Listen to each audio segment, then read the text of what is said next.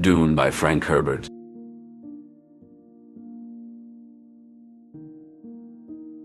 The birth of destiny. In the vast arid deserts of Arrakis, under a sky streaked with the silver trails of spice harvesters, a cry pierced the silence of the night.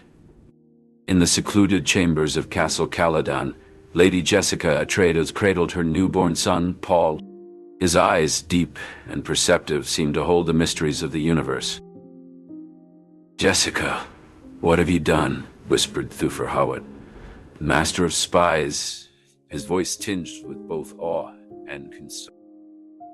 "I have given birth to a son," she replied, her voice steady but her heart racing with the gravity of her defiance.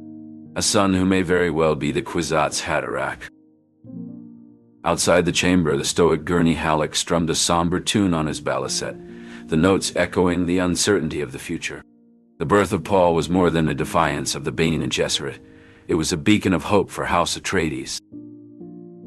The news of Paul's birth traveled swiftly across the stars, reaching the gilded halls of the Harkonnen stronghold. "So, the Atreides have a son." Baron Vladimir Harkonnen sneered, his mind already plotting the downfall of his rivals.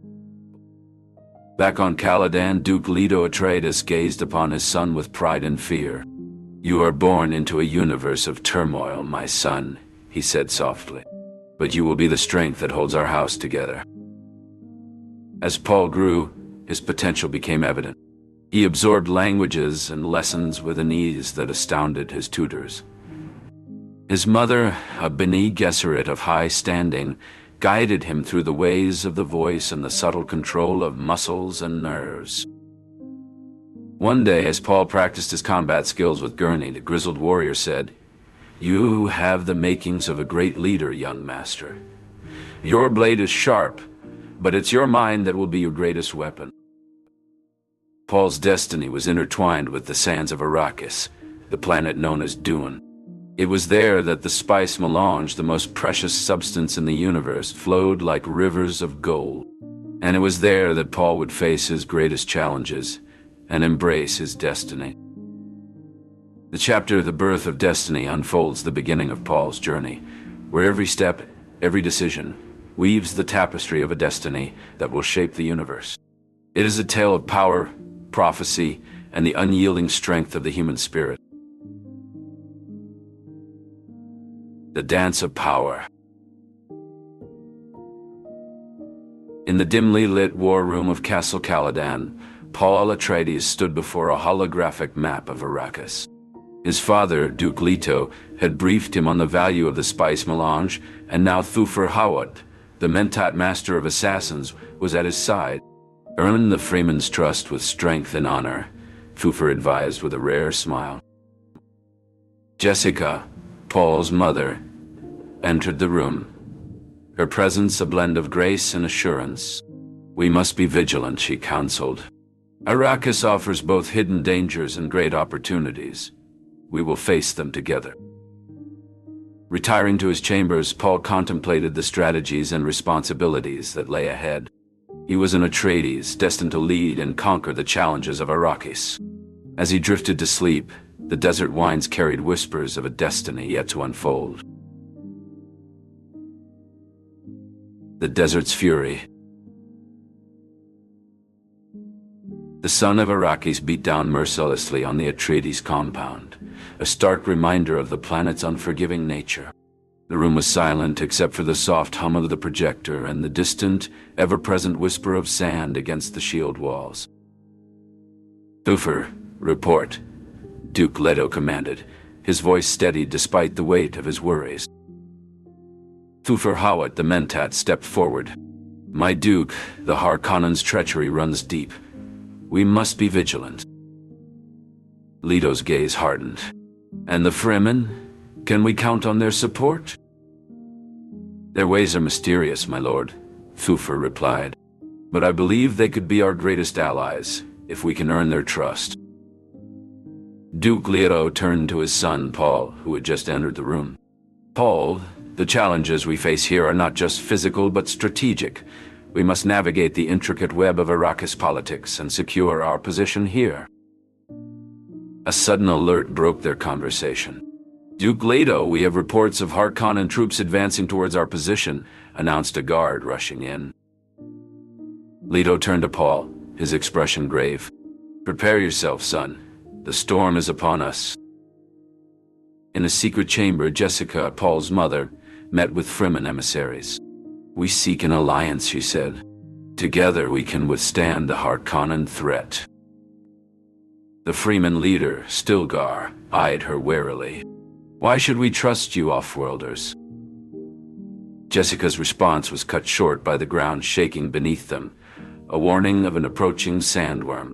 Quickly, we must move, she urged, leading them to safety.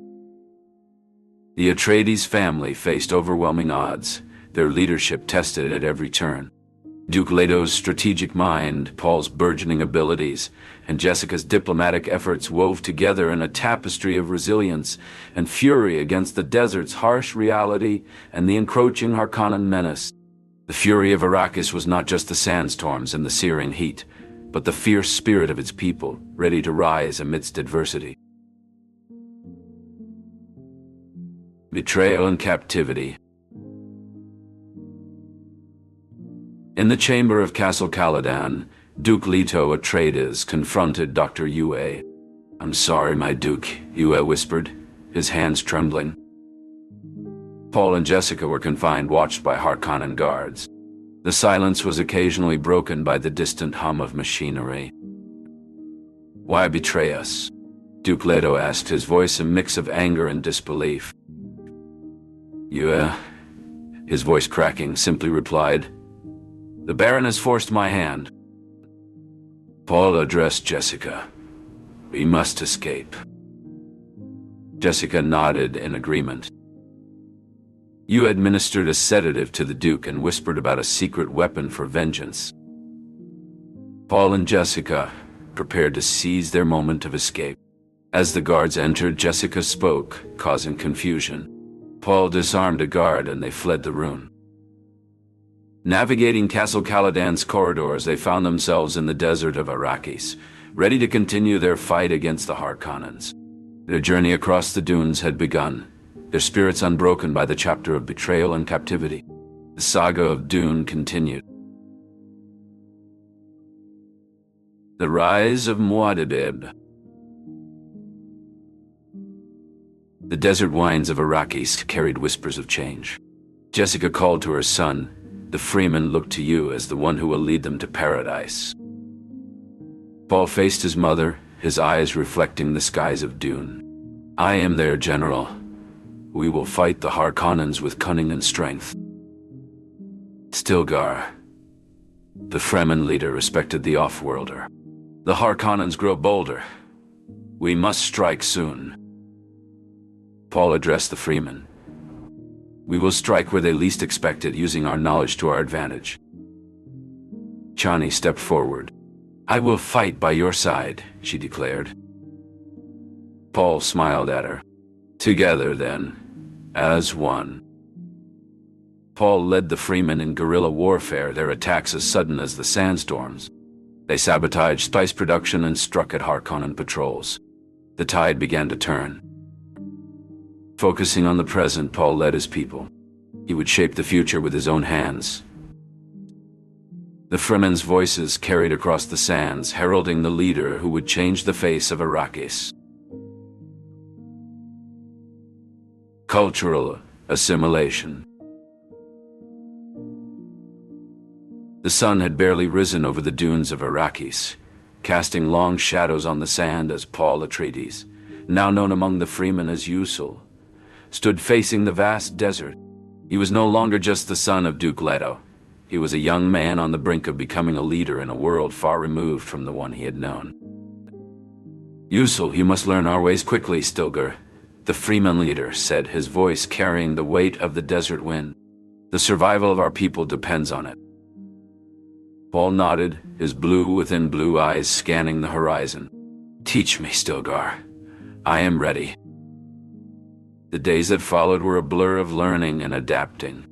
Paul participated in their ceremonies, each one an intricate dance of tradition and survival. The greatest test of Paul's assimilation came in the form of a sandworm, the colossal creatures that roamed the deep desert.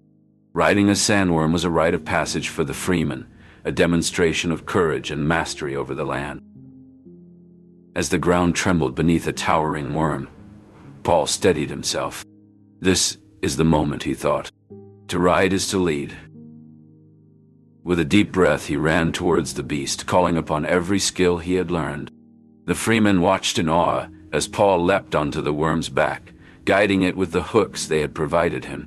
It was a sight they would never forget, the young outlander commanding the most fearsome creature on Arrakis.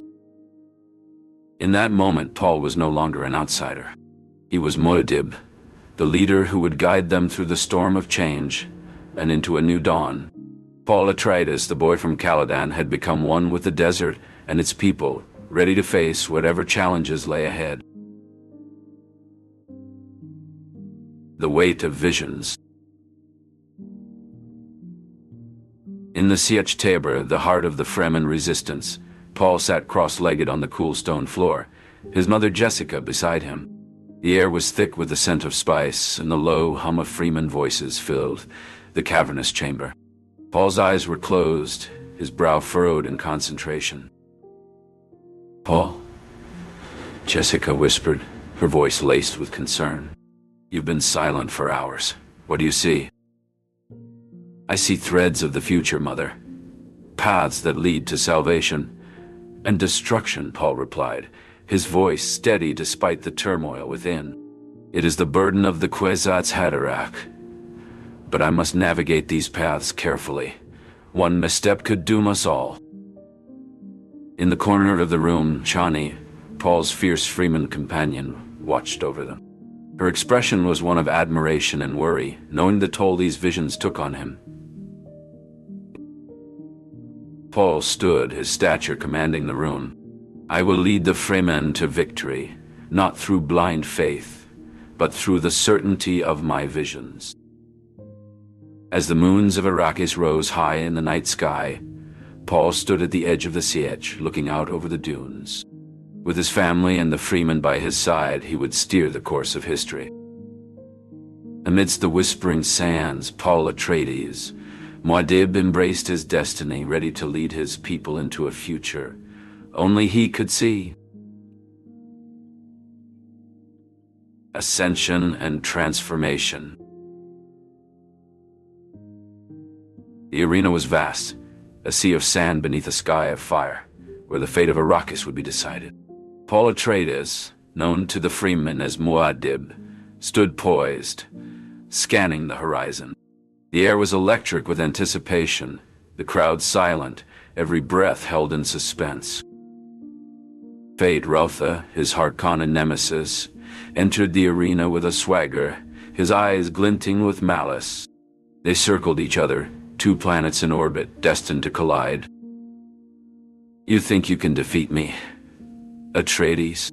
Feyd Rautha sneered, his voice echoing in the stillness. "I am the embodiment of Harkonnen might." Paul's response was calm, measured. "It is not about might, Feyd Rautha. It's about what's right for Arrakis, for the universe." The duel began with a flurry of movement, blades flashing in the sunlight. Feyd Rautha was relentless, but Paul was like the desert wind, unpredictable and untamable. As steel met steel, Jessica watched from the sidelines, her heart a tempest of pride and fear. Beside her, Chani's hand gripped the fabric of her robe, her eyes never leaving Paul. "He will win," Chani whispered, "not just a statement, but a prayer." The battle raged, and with a final deft maneuver, Paul disarmed Feyd Rautha, the point of his blade resting against his foe's throat. "This is not just the end of a duel," Paul declared, his voice carrying across the sands. "This is the beginning of a new dawn for Arrakis." With those words, he ended the threat of Feyd Rautha, a decisive act that echoed the resolve of the freemen. The crowd erupted, their cheers a thunderous wave as they acknowledged Paul, their champion, their leader. In that moment, Paul saw not just the faces of those he fought for, but the future they would build together. A future where spice flowed not for greed, but for the good of all. As the sun dipped below the horizon, casting long shadows across the dunes, Paul knew that the real journey had just begun. For him, for Arrakis, for the universe. Ascension and transformation, not just of a man, but of a world and its people. And he would lead them, not as a duke, not as an emperor, but as Muad'Dib, the one who would bring change.